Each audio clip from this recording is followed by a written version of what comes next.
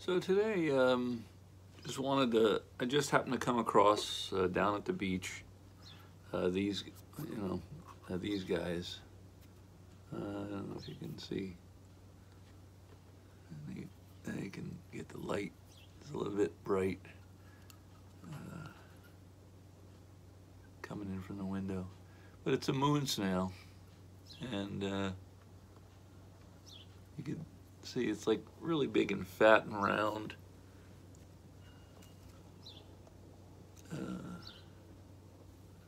Well, I'm surprised this is just the lighting here.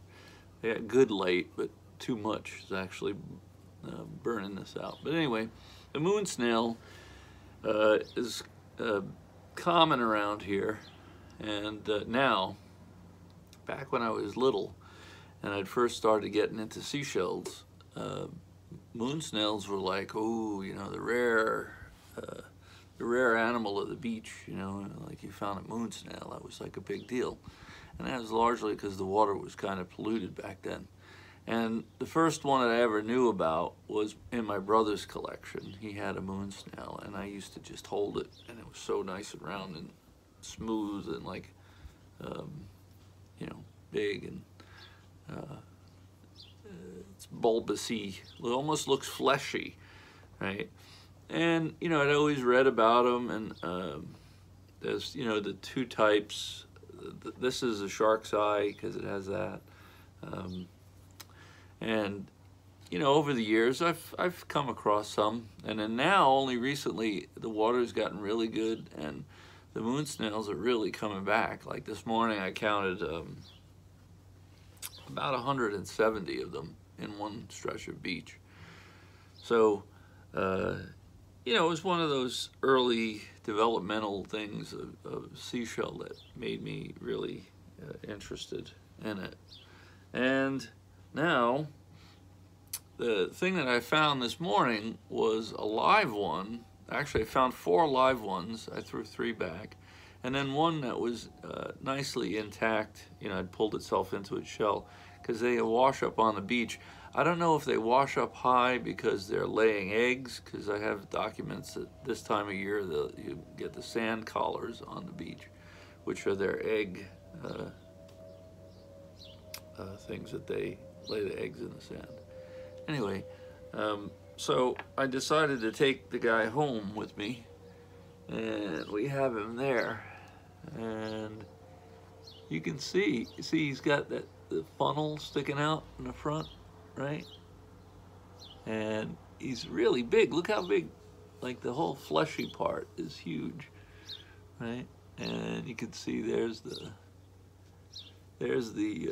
spiral of the shell.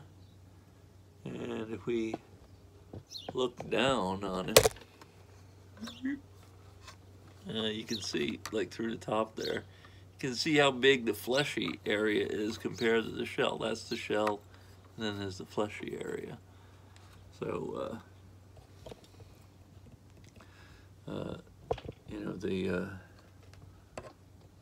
and he decided now to start crawling along. I was time-lapsing him before. I posted a time lapse. But you can see that's the bottom of his big foot. See how big it is compared to the shell, right? So it's only recently, I would say, well, recently in terms of my life, that I've been able to find them live, and you can see the animal finally. It's quite a surprise when you see just how big it is relative to the shell. And he actually has 4 chambers in the flesh, in the mantle. And the chambers, he's able to pump full of water, and by doing that, he can expand the flesh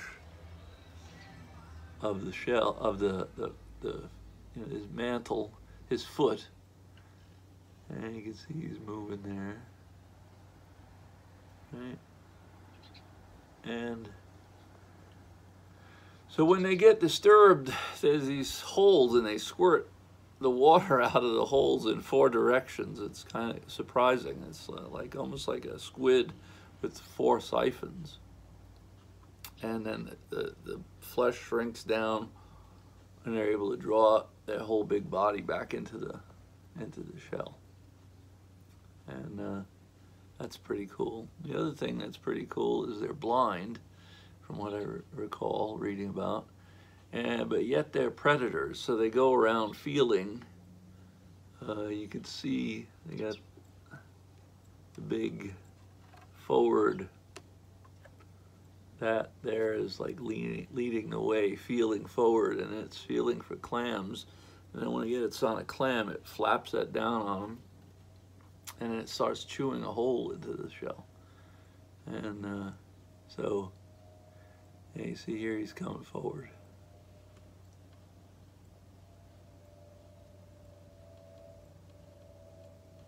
All right, yeah. Start coming up on the. Gonna have to start rising up because he's reaching the end of the tank. So anyway, there. Yeah. So the moon snail, like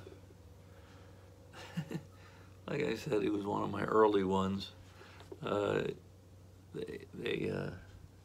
coming back big time. They're a nice shell to collect now that there's so many of them. The hermit crabs use the shell as a home. You can, the ones out here do that, the trapdoor ones, the ones that put the 2 claws together. And so they're just a really cool big snail. I'm gonna put this guy back. I say guy, I don't know, maybe it's a girl. Maybe it was laying eggs.